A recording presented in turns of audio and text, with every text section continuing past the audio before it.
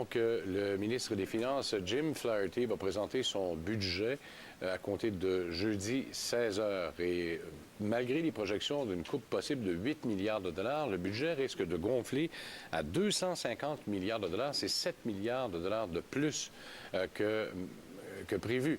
Philippe Falda est chercheur associé à l'Institut économique de Montréal et professeur titulaire à l'ENAP. Monsieur Falda, bonjour. Bonjour. Alors, comment peut-on faire grimper de 7 milliards un budget quand on en coupe 8? Ça veut dire que ça continue de grimper de toute façon, là? Écoutez, les coupures, il faut les comprendre comme étant un ralentissement dans le rythme d'augmentation des dépenses. Alors, il y avait des augmentations prévues pour les années à suivre. Et ce que le gouvernement a dit, c'est qu'on va ralentir cette augmentation en coupant dans une gamme particulière des dépenses gouvernementales qui s'appellent les dépenses de programme. On ne va pas toucher les transferts les prestations aux individus, les transferts aux provinces. Eux, ils vont continuer à augmenter. Alors, dans cette optique-là, on comprend comment on peut faire des coupures, mais que la taille du gouvernement continue à augmenter. Donc, ce n'est pas de véritables coupures. Donc, on coupe plutôt dans les hausses qu'on avait prévues, là.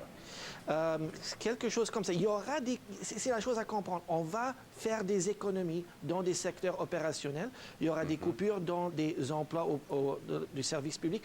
Mais la fonction publique, elle aussi, sera plus grande que quand M. Harper a commencé, sauf que les autres enveloppes fiscales vont continuer à augmenter. Alors, pris comme un ensemble, le tout va être plus grand que quand le gouvernement Harper avait commencé, certainement, et plus grand que cette année dans 3 ans. Quand on regarde votre examen stratégique et fonctionnel, malgré tout, il va falloir attendre encore plusieurs années avant d'arriver à un niveau de dépenses équivalent à ce que l'on connaît avant la crise de 2008. Je pense que vous parlez de 2016-2017, c'est quand même loin, là. Oui, écoutez, je crois qu'on ne va jamais retourner à un niveau de dépenses absolu qui est semblable, mais le niveau de dépenses relatif à l'économie, là, il va falloir attendre jusqu'à 2016 pour retourner au niveau de 2008. Alors, relatif à l'économie, ça va prendre très longtemps.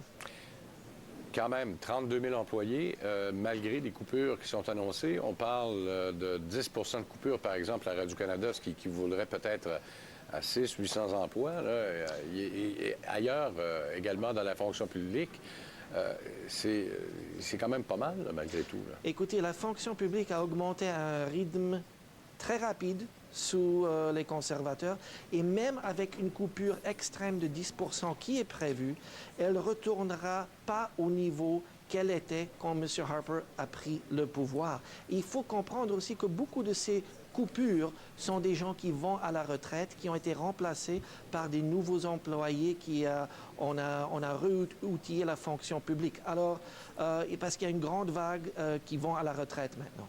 Et le fait de voir que dans l'armée canadienne, par exemple, on avait monté beaucoup les effectifs à partir de 2008 en raison de l'Afghanistan, etc., est-ce que ça a eu aussi un effet dans le nombre de fonctionnaires? Parce qu'ils font partie donc du système de paix du gouvernement aussi.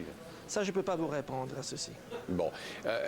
C'est un peu comme au Québec. On nous dit on va faire une réingénierie de l'État et malgré le fait qu'on veuille couper des postes, on se retrouve avec beaucoup plus de personnes aujourd'hui qu'on en avait, par exemple, lors de 2000-2001.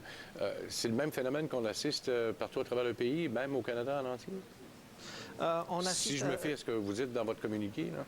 Oui, on assiste, mais pas au Québec, on n'assiste pas à une augmentation aussi grande qu'au niveau fédéral, surtout depuis l'arrivée du gouvernement Harper. Ça, c'était une énorme expansion dans la taille de la fonction publique. Et maintenant, on rétrécit un peu peut-être parce que deux choses, il y a beaucoup de retraites et on réalise que peut-être on est allé un peu trop loin.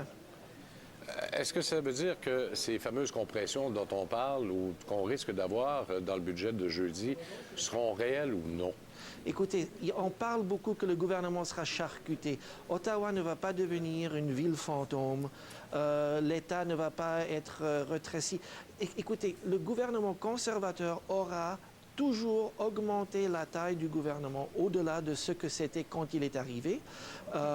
Et relatif à la taille de l'économie, tous ces indices. Oui, il y aura une gamme de coupures, 8 milliards, surtout au niveau du fonctionnement du gouvernement, mais les autres enveloppes vont augmenter. Professeur Palda, merci beaucoup. On parle de loterie tout de suite après la pause. Restez les nôtres.